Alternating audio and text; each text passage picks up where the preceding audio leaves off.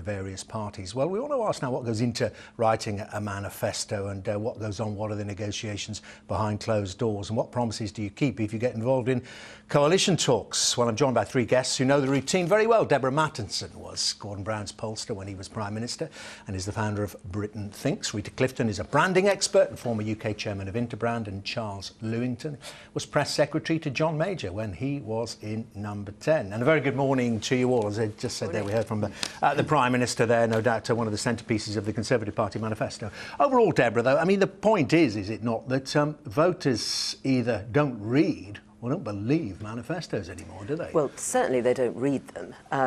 You go a long way to find an ordinary member of the public who'd actually ever looked at a manifesto.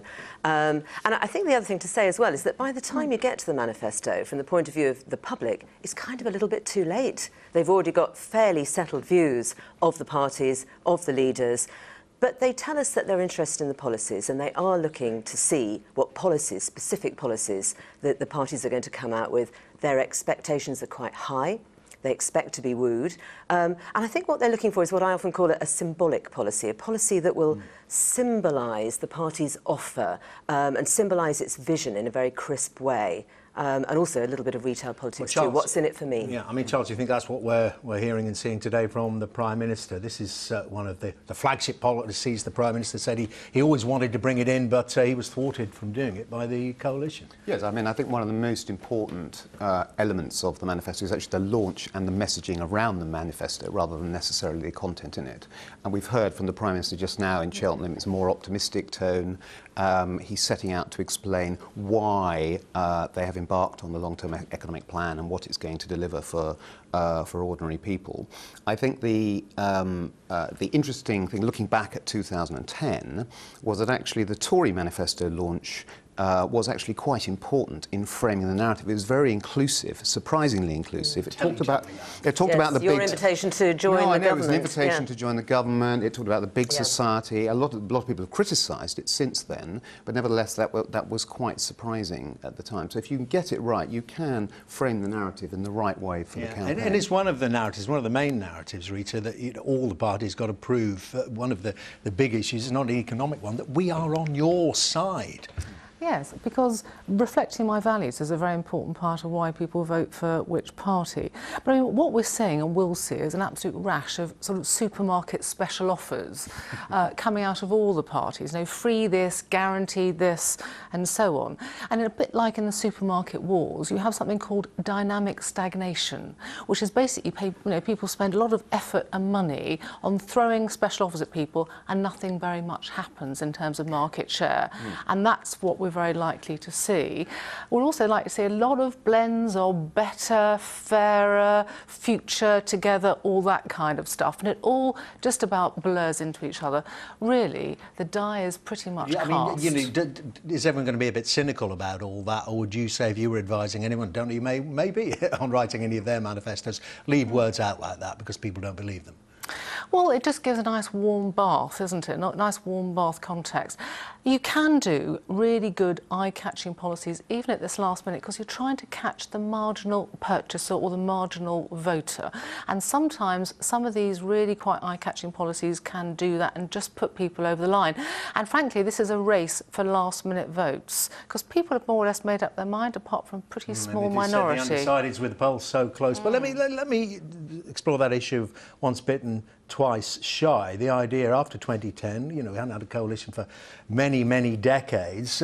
People saw their manifesto pledges being thrown out from both the members of the coalition and said, well, we voted, in particular it was the Liberal Democrats, Deborah, saying, well, we voted for you on the basis of some of these policies, and they've gone. We're not going to believe anything you say ever again. They paid a very big price for that, actually, and continue to do so. And I think we've seen that played out with their vote share absolutely evaporating. But I think Rita's right. I think it's about those marginal voters.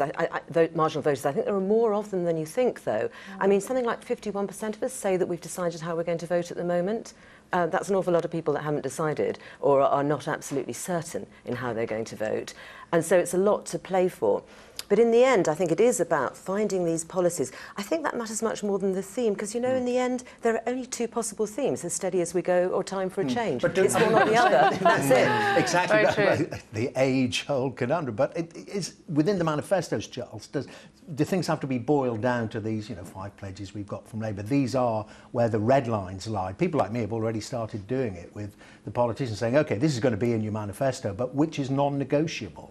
Well, as Faisal said, this is going to be the big difference about the manifestos this time around. It'd be interesting to see if there's less content and less specifics in the manifesto, in order that the parties themselves don't kind of ring-fence them out of coalition negotiations as a result. There might be some attempts to put the big, bold, kind of very serious pledges on the front of the manifesto, which is what has happened in previous elections. I think one of the interesting things about the manifesto process inside government is it actually can be quite bureaucratic. And I remember in the major years, it was like a cast of thousands who were involved in the writing of the manifesto. And I certainly know the manifesto committee, run out of Number 10, is quite big this time around. So there'll be lots of people inputting, and the Chancellor will be going through it with a fine-tooth comb to make sure there's nothing that is a hostage to fortune for him. Going down the and a huge number of focus groups. There must be so many ideas, right, that are being thrown in there, but it has to be and all coherent. Someone has to pull it within together. an inch of their lives. I mean, they'll all been through the voter test 1,000 times. To get the wording, to get the policy right. Absolutely. And all of them will just be trying to fine-tune the brands a little bit, because if you've got sort of the posh but nasty party and the nice but incompetent party, both of them will be trying to fine-tune what people feel about policies in that area. So obviously, National Health Service will be protected by the Conservatives, and also on the economic front, then Labour will be very, very clear, absolutely tightly costed. So again, this is sort of fine-tuning of brands, the political brands. And obviously you've got, all the minority parties around the outside, sort of yarring and booing and things like that. So that is a bit of a distraction. But now, this is the short strokes, getting down to the 2 main events, frankly.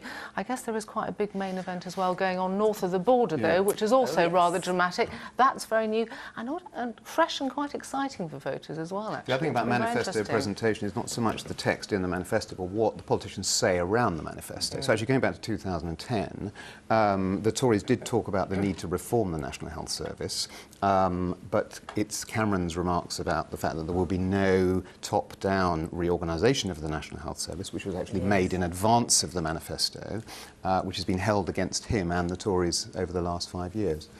So you have to be quite careful of what you say. And one of the great pledges, broken pledges of all time, which is read my lips, no new taxes, was never written down. It was made by George Bush. Yes, absolutely. Listen, must end it there. We shall see. All will be revealed in a few days' time. Thank you all very much indeed for your thoughts there on the party's manifestos. Deborah Matteson, Rita Clifton and Charles Lewington.